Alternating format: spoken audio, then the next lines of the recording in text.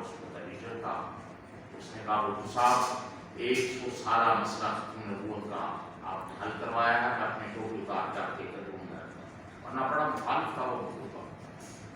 اور قادیانیوں کو ہم سینے کے ساتھ لگانے کے لیے تیار ہیں. ہمارے بھائی ہیں, مسیح, ہندو, سکھ, بہائی فرقہ, دیگر تمام مذاہب, تم بھی اپنے آپ کو ڈکلیئر کرو کہ ہم قادیانی ہیں, وہ لاہوری گروپ ہو یا رفا گروپ ہو, ہم آپ کو سینے کے ساتھ لگائیں گے, لیکن مسلمانوں کا لبادہ اوڑھ کے مسلمانوں میں گھسنے کی کوشش کرو گے, انشاءاللہ وہ تمہارا سامنے تمہیں قبول نہیں کرے. اور یہ فرقہ واریت کے خاتمے کے لیے عقیدہ نبوت بڑا مضبوط اور بڑا مؤثر اتحاد ہے, جس سے پوری امت مسلمہ اکٹھی ہے. امام اعظم ابو حنیفہ کا فتویٰ ہے کہ اگر کوئی شخص غلامی رسالت کا تو یہ دل کے اندر صرف یہ پیدا ہوگا شایتاً کنایتاً کہ شاید میں اس بندے کے پاس جاؤں, کہیں وہ سچا نبی نہ ہو, شاید کا تصور لے آنے سے بھی دار اسلام سے خارج ہو جائے. عقیدہ نبوت اتنا بنیاد جس کے پورے دین اسلام تو ہم. اور یہاں پہ یہ بھی بتاتا چلوں کہ سیاسی اختلافات, مرزا غلام قادیانی نے پاکستان کو قبول نہیں کیا, وہ اکھنڈ بھارت کا حامی تھا, اور اس کے نزدیک ایک ریاست وجود میں آئے گی جو اس وقت ہندوستان میں نظریہ تھا, کاغذ کا اس پہ کھڑا تھا, اور اکھنڈ بھارت کا حامی تھا. اور اس کا نقطہ نگاہ یہ تھا کہ جب تک اکھنڈ بھارت ہمارا پاکستان کا پہلا, اور اس کو واسرائے نے اس کا نام دیا. اور میں یہاں پہ یہ بات بھی واقع بہت کہنا چاہتا ہوں کہ مولوی فریدہ شہید ایک مشرق پاکستان کا بہت بڑا لیڈر تھا, پاکستان میں منسٹر بھی رہے, اور جس نے اس نے تو اپنی پوری طرح مغز مارا ہوا ہے. پاکستان مسلم لیگ نے 1946 میں جن کو ٹکٹ دی,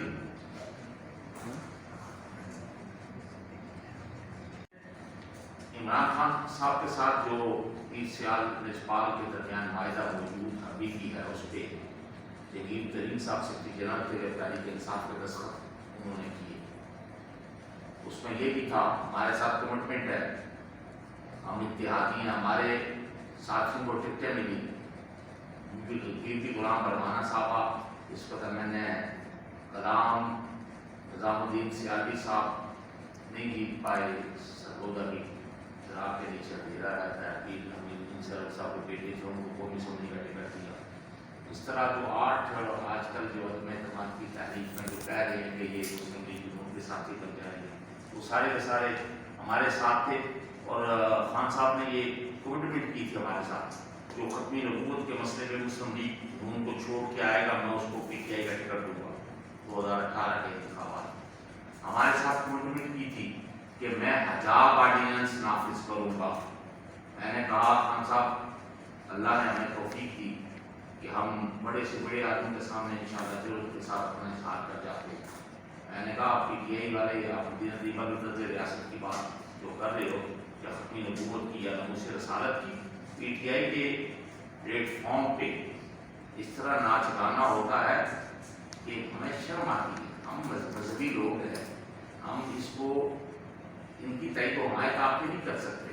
کہنے لگے نہیں جی قومی ترانے پڑھے جاتے ہیں. میں نے کہا قومی ترانے پڑھنا بھی اس طرح نہیں جس طرح تمہاری خواتین اور بچیاں ہماری وہ کرتی ہیں.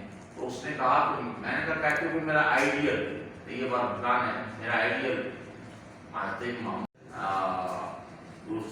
رضا گیلانی صاحب کے دور میں ایڈوائزر بھی رہا اور ساتھ کمیٹی کا چیئرمین تھا, واشف کے دور میں بھی رہی.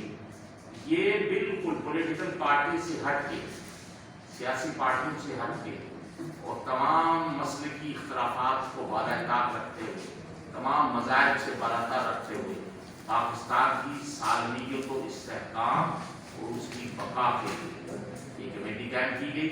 اس میں تمام مسالے کے لوگ موجود ہیں, اس میں تمام مذاہب کے لوگ موجود ہیں. اس کمیٹی کے اندر تمام مکاتب فکر کے علماء اور مشائخ موجود ہیں. اس کمیٹی کے اندر تمام مذاہب کے ذمہ داران, جو بورڈ آف ڈائریکٹر ہمارا بنا ہے جس سے ناصر دن انشاءاللہ کراچی آیا کروں گا، ان کا دوست احباب سے میں انشاءاللہ رابطے میں رہوں گا. تو ہم صحافیوں کے لیے ایوارڈ ہم نے اہتمام کیا ہے. اگلی انشاءاللہ میں وزٹ پہ انشاءاللہ اسی طرح میں ماسف علی صاحب انشاءاللہ انتخاب کریں گے.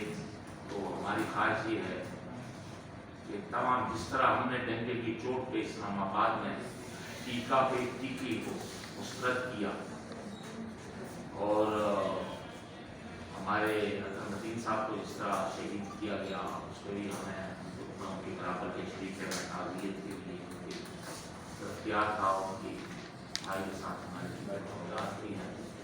اور انشاءاللہ ہم قومی امن کمیٹی کا ہم آگے جو میرے تمام ایوارڈ کا اہتمام کر رہے ہیں، جس کا باضابطہ طور پہ انشاءاللہ ہم نیکسٹ منتھ اس کا اعلان کریں گے. اور جناب احسن حسن خان صاحب انشاءاللہ اس سارے معاملے کو، اور واصف علی خان صاحب بھی انشاءاللہ اس معاملے کو ہماری نمائندگی کرتے ہوئے، ان سے مراد یہ کہ وہ صحافیوں سے ہیں، ہم نے نامینیشن دیں گے تو پھر انشاءاللہ ہم تمام صحافیوں کو باقاعدہ طور پہ ایوارڈ کا اہتمام کریں گے. ان کی خدمات اور کام کا کی نگاہ سے ہم دیکھتے ہیں.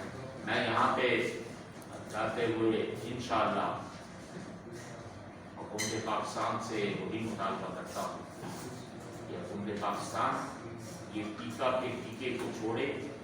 آزادی صحافت کے مسئلے پہ ہم پاکستان کے تمام ہم قومی امن کمیٹی کا مظاہرہ مانگی، اور خصوصاً میں ڈاکٹر عبدالقدیر خان صاحب نے ایک جماعت بنائی تھی تحریک تحفظ پاکستان. تو ڈاکٹر صاحب کی آخری وصیت کے مطابق مجھے سیاسی جانشینوں نے مقرر کیا، اس کا باضابطہ طور پہ ہم نے اعلان کر دیا ہے. مجھے ڈاکٹر صاحب نے اپنی زندگی میں یہ میں فرض کیا تھا، یہ کسی تو پولیٹیکل پارٹی ہے لیکن ابھی تک جہاں اس نے پاکستان زمین پارٹی سے اتحاد کیا تھا، ڈاکٹر صاحب نے کراچی میں تحریک لبیک یا رسول اللہ سے اتحاد کیا، جماعت اسلامی سے اتحاد کیا، مجاہدہ دینی جماعت سے بنایا. لیکن وہ ہماری بدبختی اس ملک کی سیاست کی یہ ہے کہ آپ لیکن یہاں پہ سرمایہ داری سسٹم ہے جس طرح ان کو ویلکم کرنا چاہیے تھا اس طرح نہیں کیا گیا. لیکن ہم ان کے نظریات کو، ان کا نظریہ یہ تھا کہ قرآن پاک ہمارا دستور ہے اور خطبہ حج بحیثیت federal chairman national peace committee for interfaith harmony government of Pakistan Pir Syed Ayaz Hashmi مخاطب ہوں. میرے NPCH کی پوری لیڈرشپ موجود ہے. ہمارا نقطہ نگاہ یہ ہے کہ پاکستان کی سالمیت و استحکام اس کی بقا کے لیے فرقہ واریت، انتہا پسندی اور دہشت گردی کا خاتمہ ضروری ہے.